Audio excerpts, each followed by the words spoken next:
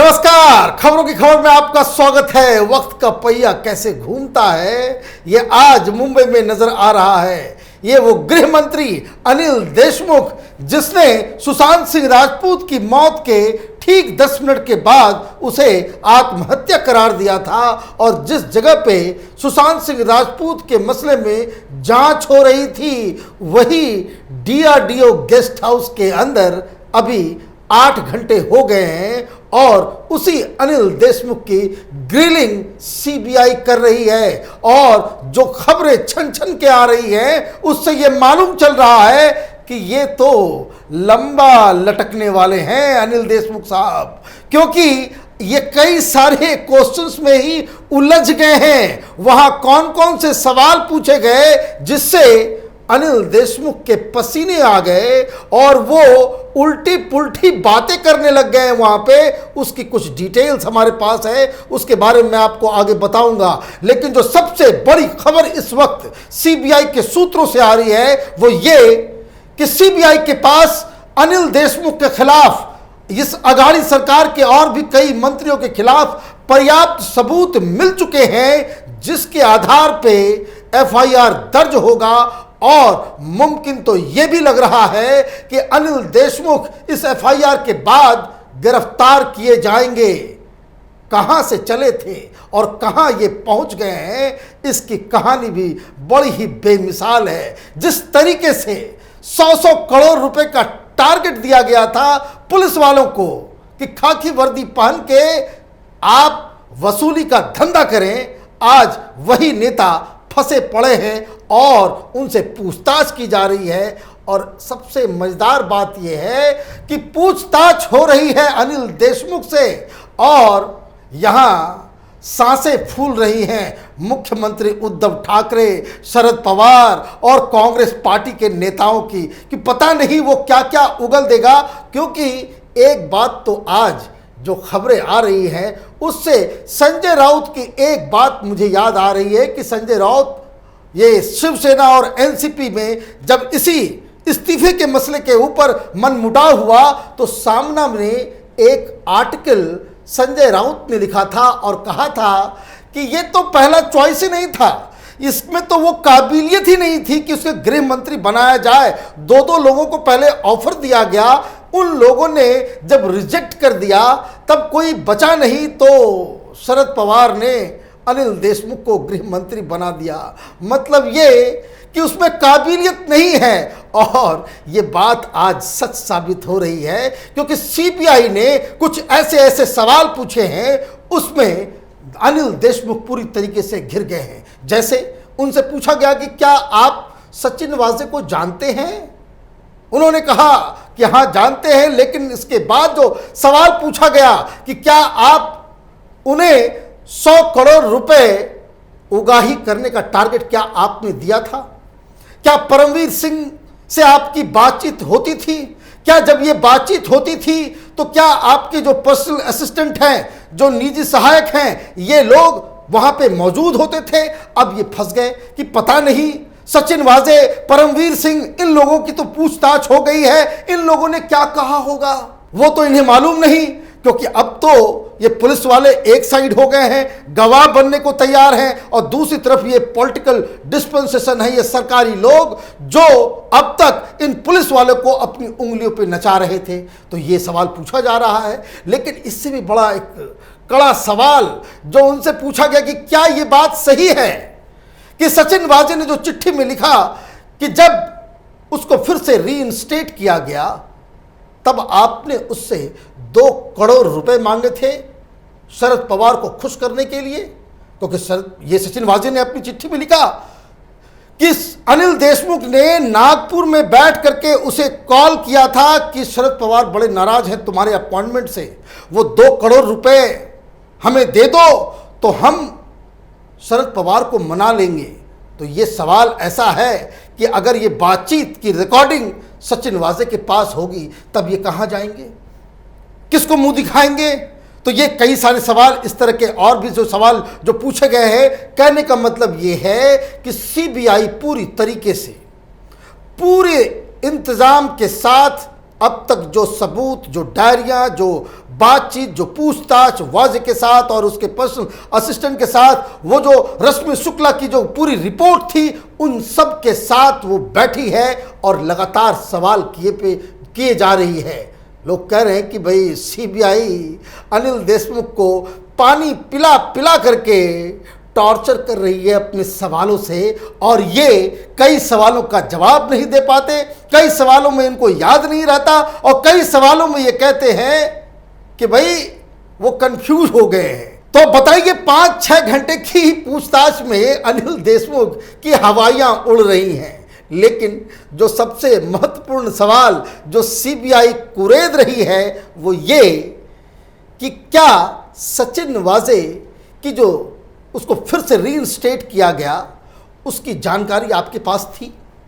ये परमवीर सिंह जो इतने सारे आपके ऊपर आरोप लगा रहा है, वो तो आपको ही रिपोर्ट किया करता था। क्या आप जूनियर ऑफिशियल्स को घर बुला करके आप मिला करते थे? क्योंकि इन सारी चीजों के तो सबूत हैं। सीसीटीवी कैमरे में ये सारे कौन लोग आ रहा है, कौन लोग जा रहा है, सबूत मिटाया गया तो एक अलग केस बन जाएगा। तो अब इन सब चीजों के ऊपर इनकी जो है सिट्टी पिट्टी गुम हो जा रही है। ये पूछा जा रहा है कि भी आप ये बताएं कि ये जो सारा ठीकरा सरकार की तरफ से ये फोड़ा जा रहा है परमवीर सिंह के ऊपर कि सचिन वाजे तो एक वसूली करने वाला एक छोटा मोटा इंस्पेक्टर था, उसकी जो रीइंस्टेट किया गया उसको, उसमें क्या सरकार के लोगों के द्वारा बताया गया था या परमवीर सिंह ने अपने आप ही ये काम कर दिया? और मैं आपको बता दूं, ये हकीकत है कि परमवीर सिंह या कोई भी ब्यूरोक्रेट इस तरह के पॉलिटिकली आइडेंटिफाइड पर्सन को फिर से रीइंस्टेट करने के लिए, जिसे हाई कोर्ट ने बाकायदा बर्खास्त किया हो, उसे रीइंस्टेट करने का जो फैसला ये सीधे चीफ मिनिस्टर के दफ्तर से हो सकता है। अदरवाइज किसी की हिम्मत नहीं पड़ती कि वो इस तरह के संदिग्ध लोगों को फिर से नौकरी पे बहाली कर सके। पिछली बार जब सरकार थी, यही उद्धव ठाकरे लगातार फोन कर रहे थे, अपने मंत्रियों को भेज रहे थे देवेंद्र फडणवीस के पास कि मना लो, ये हमारा अपना आदमी है, बहुत अच्छा कैपेबल और ऑनेस्ट आदमी है, सचिन वाजे के साथ अन्याय हुआ, उसको फिर से बहाली कर दिया जाए। लेकिन उस वक्त देवेंद्र फडणवीस चीफ मिनिस्टर थे, चीफ मिनिस्टर के दफ्तर से इस प्रस्ताव को रिजेक्ट किया गया था, क्योंकि जो लीगल ओपिनियन ये था कि हाई कोर्ट के द्वारा किसी व्यक्ति के ऊपर कोई कार्रवाई की गई है तो ये सरकार के लिए अनुचित होगा कि आप हाई कोर्ट के फैसले के ऊपर कोई अपना फैसला ले लें। तो ये सवाल जब पूछा जा रहा है तो इसमें इनको कुछ याद ही नहीं आ रहा, ये बता ही नहीं पा रहे हैं, वो साफ साफ मुकर रहे हैं। तो ये सारी चीज़ें जो हो रही हैं ये बड़ी ही मज़ेदार है, क्योंकि एक और आरोप परमवीर सिंह ने, एक और बहुत ही इसको कह सकते कि टेक्निकल आरोप है जिसमें अनिल देशमुख पूरी तरीके से फंसते हुए नजर आ रहे हैं। वो सवाल ये है कि अनिल देशमुख अपने जूनियर ऑफिसर्स को, पुलिस के उन अधिकारियों को जो इन्वेस्टिगेशन करते हैं, वो सारे प्रोटोकॉल को तोड़ के वो अपने घर बुलाया करते थे, और किस तरीके से कौन सा केस में क्या एंगल लेना है, इन्वेस्टिगेशन का डिस्कोर्स क्या हो, वो गृह मंत्री तय करता था। ऐसे आरोप लगाए तो इस पे सीबीआई जो पूछ रही है, ये जो दादर नागर हवेली की जो एक एमपी का सुसाइड जो मुंबई में हुआ, मोहन डेलकर, उसके केस में सीबीआई ने साफ साफ अनिल देशमुख से ये पूछा है कि क्या आपने ये दबाव बनाया था पुलिस के ऊपर, इन्वेस्टिगेटिंग ऑफिसर के ऊपर, कि इस मसले को एक पेचीदा बना करके इसको उलझाने के लिए आपने क्या आदेश दिए थे?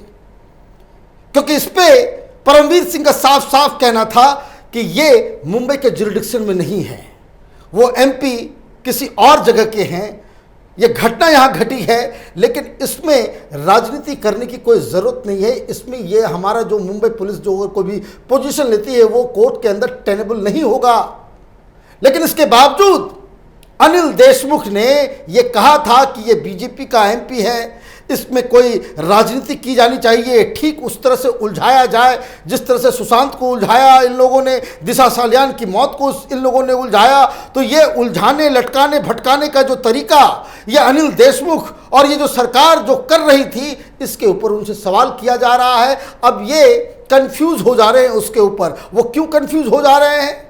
क्योंकि अधिकारियों, जो पुलिस वाले लोग तो जो इधर से जो वाजे और इन लोगों से जो पूछताछ हुई, ये लोग तो साफ साफ कह रहे हैं कि हर इन्वेस्टिगेशन में ये नाक घुसड़ते थे। लेकिन अब इस मसले में तो बाकायदा इनकी बाइट है। बाकायदा इन लोगों ने, गृह मंत्री अनिल देशमुख ने असेंबली के अंदर ये बयान दिया था, सामना में इन लोगों ने आर्टिकल लिखा था। तो अब कैसे ये अपनी बातों से मुकर सकते हैं, ये एक बड़ा सवाल है। कहने का मतलब ये है, इंसाफ मिलने में देर है, अंधेर नहीं है। सत्य को आप परेशान जरूर कर सकते हैं, लेकिन उसको आप परास्त नहीं कर सकते। और यही मुंबई की राजनीति, मुंबई में जो वो कुकर्म का जो पूरा एक सिलसिला चला, उन सब से एक सीख देखने को मिल रही है। हर शख्स जिसने भी इन गलत कामों में, ये रैकेट चलाने में, ये वसूली करने में, जिन लोगों ने भी अन्याय किया, दंड इन लोगों को मिलना ही चाहिए। और ऐसा लग रहा है कि सीबीआई के जाल में पूरी तरीके से अनिल देशमुख अब फंस चुके हैं। अब वो कैसे बाहर निकलेंगे, किस तरीके से वो अपने आप को पाक साफ बताएंगे, मैं आपको बता दूं, ये पॉलिटिकली इतना ज़्यादा रेलेवेंट मसला है कि अगर अनिल देशमुख के खिलाफ एफआईआर दर्ज होता, उनको गिरफ्तार किया जाता है, तो ये तो इस अघाड़ी सरकार के फ्यूचर के लिए बड़ा ही खतरनाक साबित होने वाला। सरकार तो जाएगी ही जाएगी। एक दूसरे को ये फंसाने के लिए पता नहीं और कौन कौन सा राज ये लोग खोलेंगे, ये आपस में इस हिसाब से लड़ने वाले हैं। और यही सबसे बड़ी समस्या है कि एक तरफ महाराष्ट्र के अंदर लोग कोरोना से मर रहे हैं, सबसे ज़्यादा खतरनाक स्थिति महाराष्ट्र की बनी हुई है, और वहाँ की सरकार अपनी कुर्सी बचाने के लिए सीबीआई और एनआईए और पुलिस वाले और उगाही गैंग, ये सब लोग आपस में अपनी जान बचाने के लिए, अपनी कुर्सी बचाने के लिए अलग अलग तिकड़मबाजी में फंसे हुए हैं। हमारी नज़र इन खबरों पे बनी हुई है। अनिल देशमुख की पूछताछ अभी जारी है, वो चल रही है। जब ये वीडियो मैं रिकॉर्ड कर रहा हूँ, जब वो बाहर आएंगे, सीबीआई और क्या बताती है उसके ऊपर हम अलग वीडियो बनाएंगे। तब तक आप देखते रहिए कैपिटल टीवी। हमारे वीडियोस को लाइक कीजिए, शेयर कीजिए और हमारे चैनल को सब्सक्राइब कीजिए। धन्यवाद। अगर आपको हमारा वीडियो पसंद आया हो तो इसे लाइक करें, हमारे चैनल को सब्सक्राइब करें और हाँ, बेल आइकन दबाना ना भूलें, ताकि आप तक हमारे वीडियो की नोटिफिकेशन पहुंचती रहे। आप अपना सुझाव हमें कमेंट बॉक्स में दे सकते हैं। हमारे साथ जुड़ने के लिए शुक्रिया।